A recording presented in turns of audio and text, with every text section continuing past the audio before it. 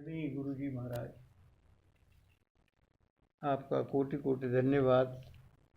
आपको कोटि कोटि प्रणाम। आई हुई सारी संगत को भी हमारा प्रणाम। आप सब यहाँ मौजूद हुए। 2005 में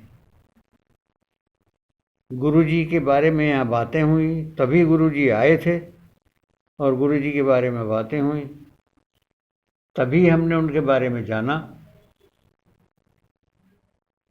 परंतु तब तक हमें गुरुओं के बारे में कोई श्रद्धा थी नहीं। जैसी जैसी व्यवस्थाएं थी उसमें गुरु लोगों का जो प्रेजेंटेशन था उसको देखते हुए हमें बहुत श्रद्धा नहीं थी उनमें।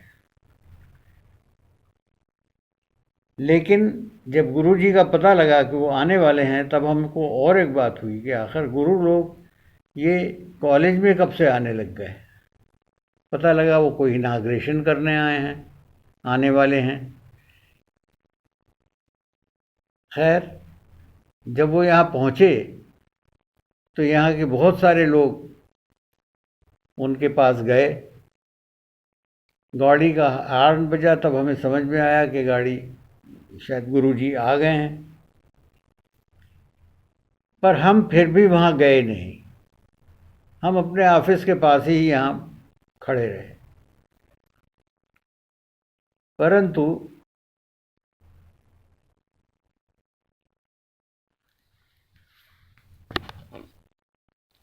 हाँ, हम यहीं गैलरी में ही खड़े रहे और उसके बाद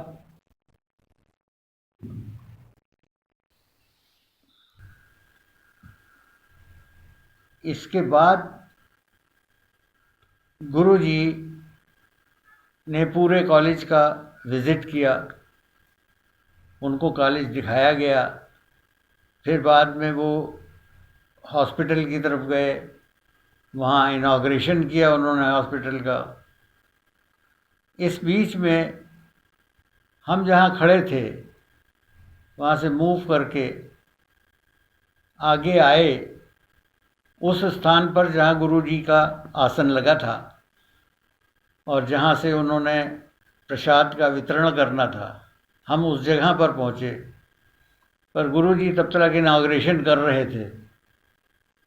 हम वहाँ से घूमते हुए पंडाल में चले गए। पंडाल में उसको जैसे कहें कि लंगर लगा हुआ था, हम उसको समझ रहे थे कि लंच होने वाला है। जैसे कि फंक्शंस में लंच होने वाले होते हैं, वहाँ पर लंच होने वाला है। तो हम अपने एक और कोलीग के साथ वहाँ पहुँच गए और हम लोगों ने लंच ले भी लिया, बिना ये समझे हुए कि ये तो लंगर है और लंगर तो गुरु जी के आने के बाद शुरू होता है। पर हम अकेले ही लेकर आ गए। उसके बाद जब हम वापस आए तो जहाँ पर गुरु जी प्रसाद बांट रहे थे, वहाँ पर हमने अपने एक एम्प्लॉई से कहा कि भाई हमको लड्डू दे दो। उसने कहा नहीं, आकर लाइन में लग जाइए तो वहाँ से ले लीजिए। हमने कहा भाई लाइन वाइन में तो नहीं लगना है, तो हम लड्डू पकड़ा दो हमको। उसने लड्डू दे दिया और हम चले आए। अब हम ये समझते हैं कि नॉर्मल कोर्स में जब हम गुरु जी को माने, उस टाइम में ऐसी क्रिया हम नहीं कर सकते थे, हम में हिम्मत नहीं हो सकती थी, पर उस वक्त की। मगर ये सारी गलतियां आज की नज़र में होने के बावजूद हम जब वापस अपने ऑफिस की तरफ गए और वहाँ खड़े हुए तो हमें दिखाई दिया कि कोई हमारे सामने से इधर उधर मतलब वॉक कर रहा है, घूम रहा है। तो हमें समझ में नहीं आया कि ये कौन है जो यहाँ आ गया। पर बाद में ध्यान आया कि ये गुरुजी ही हो सकते हैं, क्योंकि वो चोला पहने हुए थे और चोला पहने हुए यहाँ का तो कोई और आदमी हो नहीं सकता था। तो हमने कहा चलो ये गुरु जी ही हैं। बहुत बाद में हमने सोचा, जब सबसे बात की, कि भाई गुरु जी वहाँ क्यों आए थे टहलने। तो हमको ये समझ में आया कि गुरु जी शायद दर्शन देने ही वहाँ पर आए थे हम। तो हमें आज भी ये समझ में आता है कि जब हमने इतनी गलतियाँ की तो गुरु जी हमको दर्शन देने क्यों आए, उतनी कृपा वो क्यों करी हम पर उन्होंने। तो अब किस सिचुएशन में ये समझ में आता है कि वो गुरु जी की ही कृपा थी। शायद उन्होंने सोचा होगा कि ये तो बहका हुआ भटका हुआ इंसान है, इसको अगर लाइन में नहीं लगाया तो ये और बहक जाएगा, और वो एक तरीक़े का आशीर्वाद देने हमको आए थे। ऐसा अब समझ में आता, उस वक्त नहीं हम समझते थे। तो ये तो गुरु जी का एक सबसे पहला दया का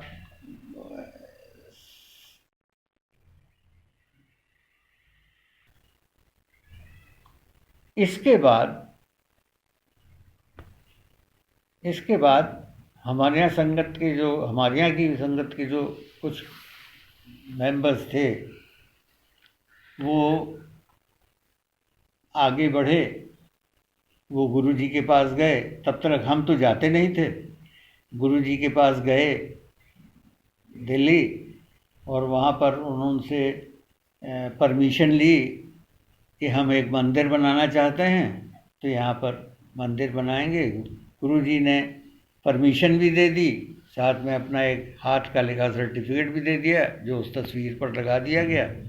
और उसको एक कमरे में, यहाँ पर छोटे से कमरे में, केबिन में, जो कि एक हमारे यहाँ के स्टाफ ने सरेंडर किया इस पर्पस के लिए, वो उसमें मंदिर बना दिया गया। मंदिर बन गया, लोग चलने लगे, लोग उसमें बैठने लगे। कुछ ही लोग थे। तो उसमें वो हमारे केबिन के साथ ही साथ में था। हम रोज़ देखते रहते, सुनते रहते थे कि ये लोग कुछ कर रहे हैं वहाँ पर। तो और वहाँ से आवाज़ें भी आती थी, कभी आपस में बातें होती थी, कभी उसमें और क्रियाएँ वो कुछ करते रहते थे जो हमने समझी नहीं, क्योंकि हमारा इंटरेस्ट नहीं था उसमें। फिर बाद में एक आध मेंबर्स ने कहा कि डॉक्टर साहब आप भी आया करो, बैठा करो वहाँ पर। तो हमने कहा कि अच्छा आएंगे, चलो कभी। हमने भी सोचा कि चलो। हाँ, एक बार हमने ये सुना वहाँ पर बैठे कि आपस में बात हो रही है कि यार चाय बना कर ले आओ। तो चाय बना कर ले आओ, तो हमने सुना ले, ये तो यहाँ पता नहीं क्या टी क्लब बन रहा है, क्या हो रहा है। पर फिर एक बार बहुत कहने पर जब हम वहाँ गए तो हमने देखा कि क्या क्या होता है, और जो वहाँ की बातें सुनी, सब मेंबर्स की आपस में बातें हुई, हमने भी सुनी। तो वहाँ ये सारा कुछ सुनकर हमको ऐसा लगा कि ये तो जो गुरु जी हैं, इनका कार्यकलाप जो है कुछ अलग है बाकी गुरुओं से, और अलग है बिल्कुल। तो इसलिए और उसमें कुछ पॉइंट्स थे जो हमको बिल्कुल अलग जो लगे। वो ये थे कि गुरु जी कभी प्रवचन नहीं करते थे। दूसरे, गुरु जी के यहाँ कोई चढ़ावा नहीं चढ़ता था, वो उन्होंने ही मना कर रखा हुआ था, चढ़ावा नहीं चढ़ता था। और तो ये कुछ चीज़ें ऐसी थी जो हमें ये समझ में आया कि गुरुओं के, नॉर्मल गुरुओं के स्फीयर में से अलग है। सब जगह हर मंदिर में हर गुरु के वहाँ चढ़ावा तो चढ़ता ही था, और गुरु लोग प्रवचन भी देते थे। उनके उसके लिए अलग अलग शहरों में पंडाल भी बनते थे, मगर गुरु जी कभी किसी शहर में, कभी किसी उसमें पंडाल नहीं बनाया, कभी वहाँ जाकर कोई प्रवचन नहीं किया, और उनके यहाँ कोई प्रसाद नहीं चढ़ा, चढ़ावा नहीं चढ़ा। ये तो हमने भी देखा। तो इससे हमको लगा कि ये कुछ अलग हैं बाकी गुरुओं से। तो फिर हमारा भी इंटरेस्ट उसमें पैदा हुआ कि भाई हाँ, इनको समझना चाहिए, हमें देखना चाहिए। तो फिर हम मंदिर में आकर बैठने लगे उस कभी कभी। तब वहाँ बैठकर और बाद में मंदिर जाकर, दिल्ली में बड़े मंदिर में जाकर ये समझ में आया कि हाँ, ये सिस्टम कुछ अलग ही है सबसे। जब हमारे कुछ मेंबर्स जो हैं, उन्होंने 2-3 दफ़ा हमसे आकर ये भी कहा कि आप भी चला करो डॉक्टर साहब। हम सीनियर मेंबर थे इंस्टीट्यूशन के, इसलिए वो ज़रा बहुत हेजिडेंटली आकर हमसे कहते थे। तो पर हमने कहा अच्छा ऐसा है कि चलेंगे कभी ज़रूर हम, पर तब चलेंगे जब हमें अपने आप हमारे मन में श्रद्धा जगेगी। हम इसलिए नहीं जाएंगे कि वहाँ पर पहुँचकर गुरुजी कुछ चमत्कार दिखा दें और हम उनको मानने लग जाएं। वो गलत होगा कि हमारे मन में खुद ही भावना जगेगी या गुरुजी खुद ही जगाएंगे भावना, तब हम ज़रूर चलेंगे। तो हमने कहा हम उनको टेस्ट करने नहीं जाना चाहते कि वो हमको कुछ मिरेकल दिखा दें और हम जाएं। तो वो अपने आप जब हमारे दिल में जगाएंगे भावना, तो ये बात हो गई। उसके बाद ये चलता रहा। तो एक आध बार हमको ये मन में ध्यान आया कि हाँ भाई, ये तो गुरु अलग हैं, चल कर रहा वहाँ पर देखना भी चाहिए कि क्या माहौल है, क्या क्या होता है। तो एक बार हम गए भी इनके साथ वहाँ पर संगत में, दिल्ली। वहाँ की पहली संगत में ही ऐसा हुआ कि एक तो उस दिन संगत काफ़ी देर से शुरू हुई। वहाँ गुरु जी का द्वार बहुत देर से खुला, समझ नहीं आया क्या बात है, द्वार देर से खुला। तो उस बीच में ये व्यवस्था हो रही, धीरे धीरे हम लोग जो सबसे आगे रह गए थे, हमारे साथ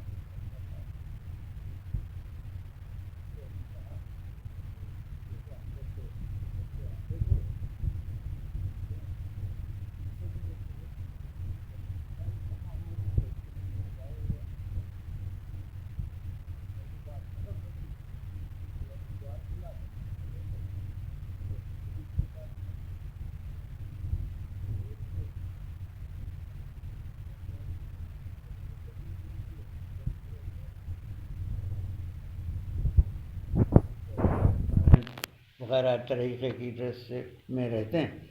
तो आज तो सीधे चोले में है। खैर, हमने भी उनके चरण स्पर्श किए, माथा टेका और आके बैठ गए किनारे। उसके बाद संगत हो गई, लंगर हो गया। और उस दिन कुछ ख़ास ही बात थी जिसमें अनाउंसमेंट ये हुआ था कि अब आप लोग यहाँ पर, गुरु जी की परमिशन हो चुकी है, आप लोग यहाँ पर टिके नहीं, लंगर करके सीधे घर जाएं। तो हम लोग चले आए घर, सब पूरी पार्टी। वहाँ से दूसरे दिन उस प्रदीप ने हमको कहा कि सर, आपने एक बात नोट की। हमने कहा क्या? कहने लगे, हम लोग वहाँ बैठे बात कर रहे थे कि हम आगे बैठे थे, पीछे होते गए, अब हम कैसे चलेंगे कि गुरु जी के दर्शन होंगे कि नहीं होंगे। आपने ध्यान नहीं दिया कि जब हम वहाँ पहुँचे गुरु जी के पास, तो हम सबसे पहले पहुँचे थे। तो हमने कहा हाँ, ये बात तो सही है। वो हमको वाकई एक चमत्कार ही लगा जो बिना मांगे गुरु जी ने दिखा दिया। हमने मांगा नहीं था, हमने सिर्फ सोचा था ये कि ये हो रहा है, और गुरु जी ने वो दिखा दिया कि नहीं, तुम पहले आए थे तो पहले ही मेरे पास पहुँचोगे। खैर, वो बात हो गई। उसके बाद हम लोग चले आए। उसके बाद धीमे धीमे हम लोग वहाँ पर आने लगे।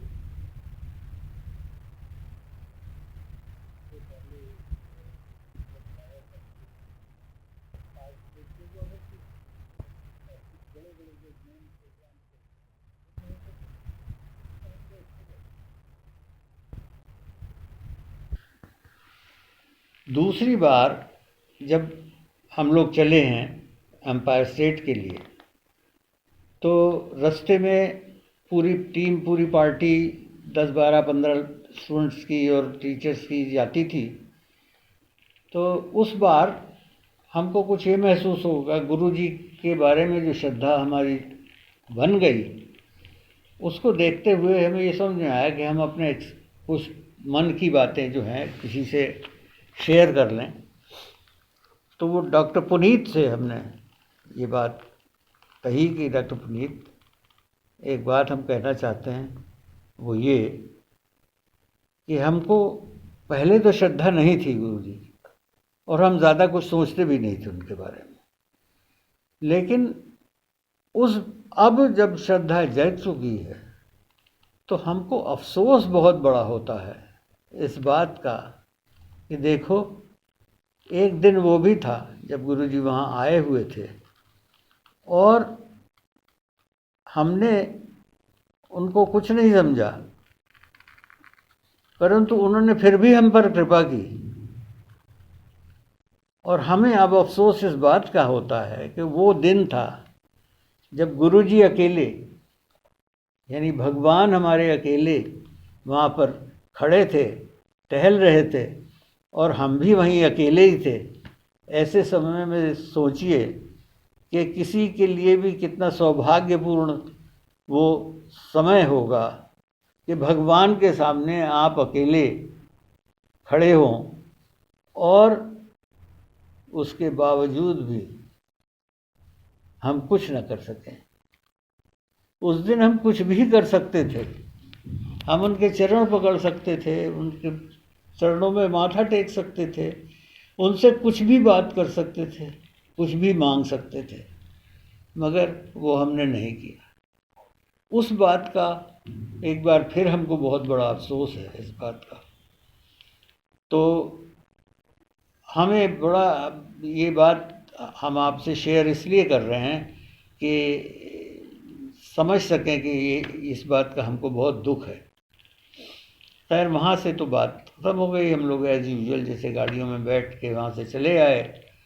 उस दिन ऐसा हुआ कि जब संगत में पहुँचे तो वहाँ पर एज़ यूजुअल सब कुछ जैसे होता था वैसे ही हुआ, लंगर हुआ, सब कुछ हुआ। लंगर के बाद डॉक्टर पुनीत ने जब वो लेने जाते हैं परमिशन, गुरुजी से आज्ञा लेने जाते हैं, उस वक्त डॉक्टर पुनीत ने हमको गुरुजी से इंट्रोड्यूस करवाया ऐसे कि इतना ही उन्होंने बोला था कि गुरुजी, ये हमारे यहाँ के एक बड़े डॉक्टर। इतना वो बोल पाए थे कि गुरुजी फ़ौरन बोले, क्यों? उस दिन नहीं, इतना ही डॉक्टर पुनीत बोल पाए थे कि गुरुजी ने बीच में इंटरप्ट करके बोला कि मैं उस दिन बद्दी गया था जब, तब ये वहाँ नहीं आए थे क्या? डॉक्टर पुनीत ने सोचा कि मैंने तो इनको इंट्रोड्यूस कराने के लिए बोला था, अब इसके आगे मैं क्या कहूँ उनसे। तो फिर वो भी चुप हो गए और फिर गुरुजी ने घूमकर हमसे पूछ दिया कि क्यों वहाँ गए नहीं थे? अब मेरे भी समझ नहीं आ रहा था कि मैं क्या बोलूँ गुरुजी के सामने, क्या जवाब दूँ इस बात का। उस दिन मैंने इतने गुनाह किए थे, पर मैंने सोचा कि अब डायरेक्ट क्वेश्चन मुझसे कर दिया है तो मुझे कुछ तो जवाब देना ही पड़ेगा। ऐसा नहीं, गुरुजी की बात को ऐसे ही तो नहीं टाला जा सकता। तो मैंने कहा, इतना ही मैं बोल सका कि गुरुजी, उस दिन मैं वहाँ गया तो था, पर उस दिन का मैं गुनहगार हूँ। और गुनहगार मैंने इसलिए बोला कि उस दिन मैं इतने गुनाह कर चुका था जो अब अभी मैंने आपको गिनाए थे। तो बात वहीं पर ख़त्म हो गई। गुरुजी भी